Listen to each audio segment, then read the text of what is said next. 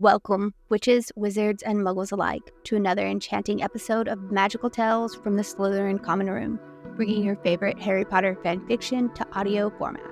So sit back, relax, and lock your headphones and let the magic begin. Apostasy by Deydralinne, Chapter 12, 999. There are doors here, here, and here. Ginny pointed to the exterior walls on the map they created of the house. Blaise waved his wand and the doors appeared on the building, each numbered with a small gold digit. There are 2 apparition points, one there in the foyer and one in the corridor upstairs right here. If we each take an apparition point, then we can effectively block both of them. However, that won't stop people exiting through doors 2 and 3. If that happens and they make it beyond the wards, then they are able to apparate away freely. Hermione continued, pointing to various points in the map. They were all crowded around a large square table in a room down the hall from the conservatory. The map on the table was made of a series of glowing lines, red where the wards ended, and little red crosses for the apparition points. The walls of the house in green, the windows and doors marked in blue. We can have people stationed around the perimeter of the wards. They can apparate in 30 seconds after us. That way, it won't matter if they trip the alarm. Daphne leaned against a bookshelf that ran down one side of the room, her hands shoved into the pockets of her pants. Today was another 3-piece suit, this one a white pinstripe. Suits seemed to be her preferred clothing of choice, and for a moment Hermione was jealous of how well she could pull them off. Yeah, catch who you can and do with them what you will, but I think what is more important is what's in Kingsley's office. Hermione started cautiously. What do you mean? Draco frowned. Mai and I shared the view for a while now that something doesn't add up with Kingsley. Harry will go to his grave claiming the extreme opposite of Voldemort's methods to be the only way. Ron was always the third best of the Goldens. The power he was given boosted his ego beyond his capabilities, which is why they have behaved the way they have over the last few years. Ginny frowned, her fingers dancing through her hair. But with Kingsley, Hermione continued, there were ideas I came up with that could have changed the war. In the earlier days, that weren't dark in nature. Like that honing device, Draco said. Yeah, Hermione nodded, among others. But he would shoot them down without any consideration. At first, I thought it was just an issue with me. But before George left, I had him pitch one of my ideas as his own, and it was shot down too, Hermione sighed. We think that Kingsley has an interest in keeping the war going, but we just don't know why, Ginny finished her off. Look, at the end of the day, yes, the Order members are annoying, but they are smarting, and so our focus needs to shift with it. Give the orders to capture who we can, but either Ginny or I need to get to this room here. Hermione pointed to a small corner on the ground floor, on the opposite side of the safe house to the apparition point. Before Kingsley can grab whatever he's hiding and flee out door number 2, that needs to be a priority. There are also items of importance in the attic that we will need to acquire before burning the place to the ground, Ginny stated. The other thing is, this needs to happen today. In the past, Jen and I have disappeared for a night or two after heated argument. But then we have returned, and we don't want to allow any extra time for them to become suspicious and have safety plans in place. Theo excelled. That's a shorter window than we typically like to prepare. We can make it work, Draco sighed, stepping close to the table. Blaise, Theo, and Pansy, you go with Granger with the goal of Kingsley's office.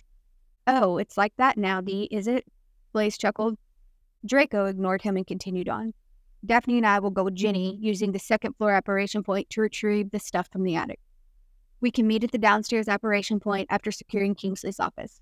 Theo will stand guard to make sure it stays secure. That way, these 2 loons could do their battle buddy bullshit as we do a sweep of the house. I don't want Tiberius or Magnar anywhere near this. In fact, non-table soldiers only. I don't want to give any opportunities to shaft us on their first mission, Draco finished, looking around at the other Slytherins. We should go over the codes. Codes?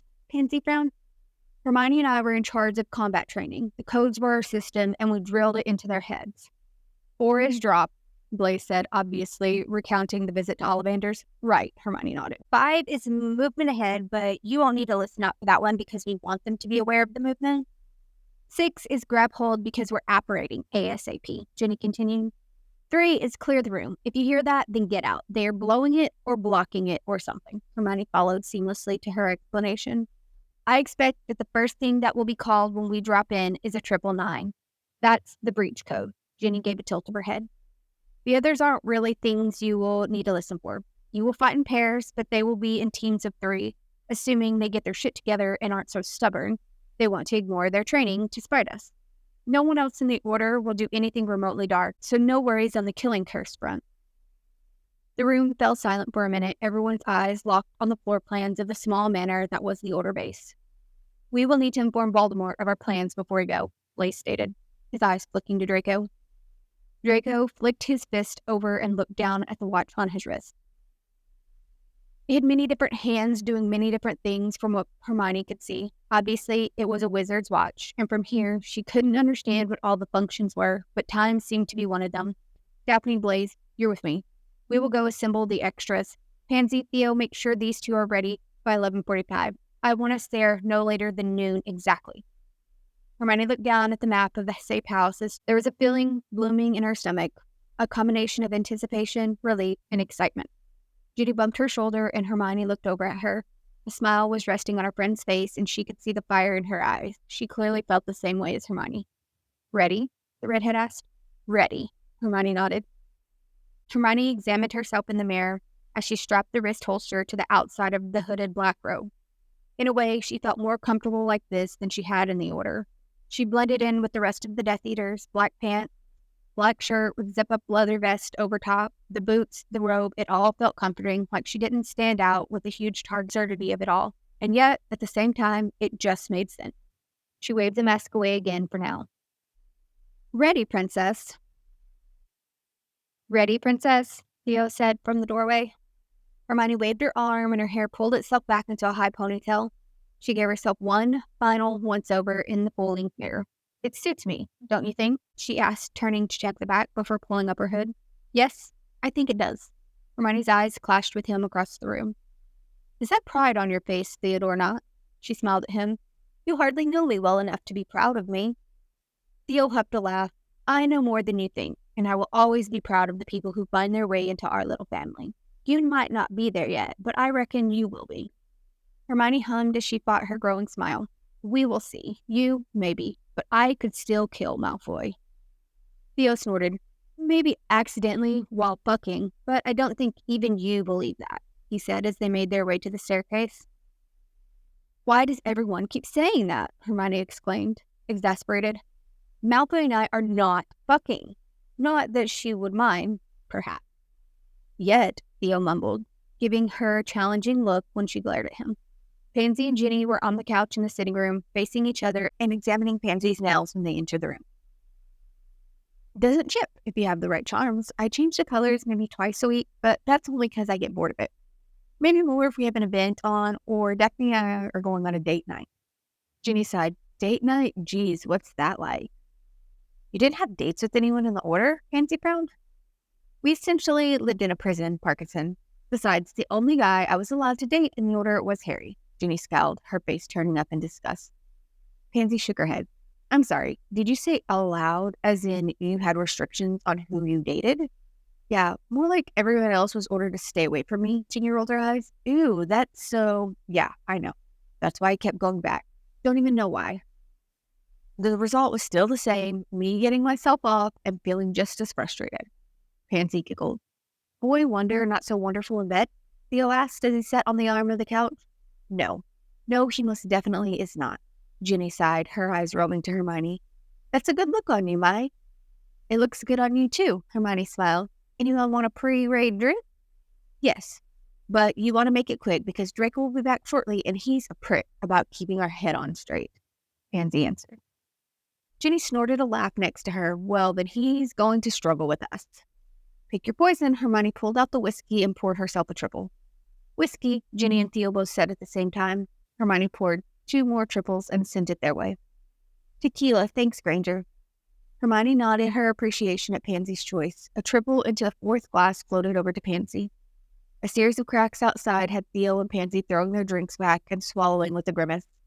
Hermione offered them a helping hand by vanishing their glasses as footsteps made their way through the kitchen. Ginny snickered into her drink. A second later, Draco appeared in the doorway, taking note of everyone. With Ginny having her back to him, he could only see the drink in Hermione's hand. No, absolutely not. We go in there with clear heads, Granger, he snapped. Hermione raised an eyebrow at him and downed her drink as well, swallowing and opening her mouth with her tongue out. Whoops, all gone. Pansy hid a laugh behind the back of her hand. Draco's gray eyes flew to look at her. Why didn't you tell her the rule about drinking before a raid? Ginny tilted her head and poured her glass into her mouth too. Oh, she did, but we decided to ignore it because it's a stupid rule. Ginny turned to smile sweetly at him. It's not a stupid rule. Draco grit out through his clenched teeth. It keeps us alive. Yes, you're right. Thank Merlin, Jen and I found ourselves here. Without your wise guidance, we surely would have perished. Really, it's a wonder we survived this long without you all. Hermione drawled sarcastically. Draco glared at her. I'm beginning to think the same thing. Oh, relax, Dee. They have single-handedly been holding their own and wiping Death Eaters out for years. I'm sure they can handle one safe house. Theo smiled at Hermione. Draco glared at Theo's back. Everyone on the lawn now, he snapped. Hermione and Ginny brought up the rear. Really? And that's what you want to take for a spin, Ginny whispered. Hermione shrugged and looked at his back. I don't need him to talk, Hermione whispered back. Ginny giggled, earning herself a glare from Draco, whom she gave a withering look in response to. Red, you're with us, Daphne said as she adjusted the holster under her ribs. Pansy stepped forward and gave Daphne a deep and gentle kiss. Stay safe, baby, Pansy spoke quietly. Hermione turned away to give them the privacy that she felt their moment deserved. I love you. See you soon, okay? Stay out of trouble, Granger. Theo, look after my girl, yeah? Hermione nodded her head and gave Ginny one last look. Her friend's playful manner had diminished. Hermione gave her one singular nod that Ginny mirrored before they both waved their masks into place, their new housemates doing the same. Take us away, princess, Theo said, stepping up beside her and gripping her arm. Blaise on his other side. Pansy looped her hand into Hermione's elbow. There was a moment, a split second, where everything slowed down. She could feel her blood whooshing through her ears. She felt her lungs expanding, heard the breaths she sucked in before she was squished and spinning away. She didn't need to muck around. She knew exactly which stop to take, so there was no need to wait for the world to focus around them before they were off again. Part of her expected resistance. Part of her expected that the wards might reject her, either because of her absence or because she now wore the mask of a Death Eater. But there was no change. The four of them landed in the foyer with a crack and came face to face with Elise fucking Morgan, who, of course, did not yell 999, instead opened her mouth to scream. Pansy moved immediately, stunning the witch before she could alert anyone. Office, go, go, go. Upstairs, there was a scuffle, and someone who sounded like Seamus Finnegan shouted, Brate, 999! Shit, Hermione hissed, and took off towards the office at a run.